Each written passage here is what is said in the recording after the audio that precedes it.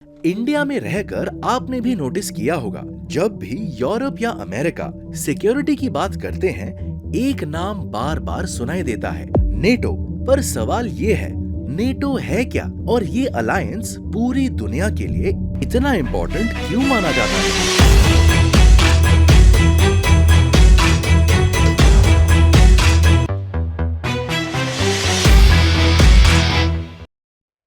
Second world war के बाद Europe completely devastated था।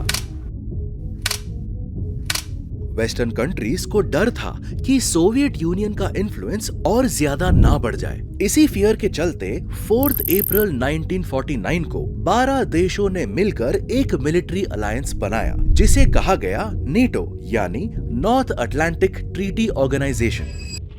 In 1949, to counteract the apparent threat to their newly won peace, some 12 Western nations created their defensive union, the North Atlantic Treaty Organization, NATO.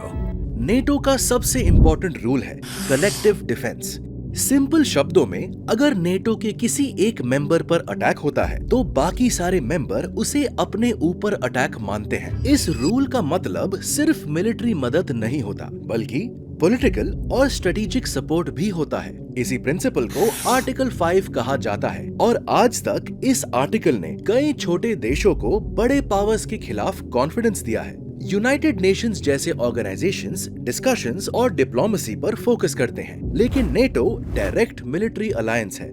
इसी वजह से NATO के decisions सिर्फ बातों तक लिमिटेड नहीं रहते, उनका रियल ग्राउंड इम्पैक्ट होता है। कोल्ड वॉर के दौरान दुनिया 2 पावर ब्लॉक्स में डिवाइडेड थी। एक तरफ था यूनाइटेड स्टेट्स और उसके एलाइज और दूसरी तरफ सोवियत यूनियन और उसके partners. Eastern Europe Soviet control में था, जिसे वॉरसॉ पैक्ट कहा जाता था, जबकि वेस्टर्न यूरोप नेटो के साथ अलाइंड था।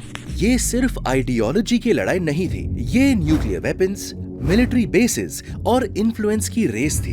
दोनों साइड्स एक दूसरे को डायरेक्टली अटैक नहीं करते थे, लेकिन हर मूव को एक पॉसिबल थ्रेट के रूप में देखा जाता था। इस डर के माहौल में यूरोप के देश डेकेड्स तक जीते रहे। एक गलती पूरी दुनिया को वॉर में ढकेल सकती थी। 1991 में सोवियत यूनियन टूट गया और कोल्ड वॉर ऑफिशियली खत्म हो गई। पर नेटो खत्म नहीं हुआ, बल्कि यहीं से नेटो के एक्सपेंशन का नया फेज शुरू होता है। कोल्ड वॉर के बाद ईस्टर्न यूरोप के कई देशों ने नेटो ज्वाइन करने की इंटरेस्ट दिखाई। 1999 में पोलैंड, हंगरी और चेक रिपब्लिक नेटो के पहले पोस्ट कोल्ड वॉर मेंबर्स बने। 2004 का नेटो एक्सपेंशन एक टर्निंग पॉइंट था। इस वेव में एस्टोनिया, लातविया और लिथुवेनिया जैसे बाल्टिक स्टेट्स नेटो का हिस्सा बने, जो रशिया के बिल्कुल बॉर्डर पर लोकेटेड है। इन देशों के लिए नेटो मेंबरशिप सिर्फ अलायंस नहीं था, बल्कि सर्वाइवल स्ट्रेटेजी थी। नेटो के लिए ये एक्सपेंशन वॉलंटरी था, कंट्रीज खुद ज्वाइन करना चाहती थी। पर रशिया के लिए ये मैप पर सिर्फ लाइंस का बढ़ना नहीं था, बल्कि पावर बैलेंस का शिफ्ट था। मॉस्को को लगने लगा कि नेटो उसके ट्रेडिशनल इन्फ्लुएंस जोन को धीरे धीरे कम कर रहा है। रशिया के पर्सपेक्टिव से नेटो सिर्फ एक डिफेंसिव अलायंस नहीं था। मॉस्को को डर था कि नेटो का military infrastructure, basis, missiles, troops उसके बॉर्डर्स के आसपास आ सकता है। रशिया का हिस्ट्री देखा जाए तो उसने हमेशा अपने आसपास बफर जोन्स रखे हैं। ये बफर जोन्स रशिया के लिए एक सेफ्टी लेयर जैसे काम करते आए हैं। नेटो एक्सपेंशन के साथ ये बफर धीरे धीरे कम होता गया और इसी वजह से रशिया ने इसे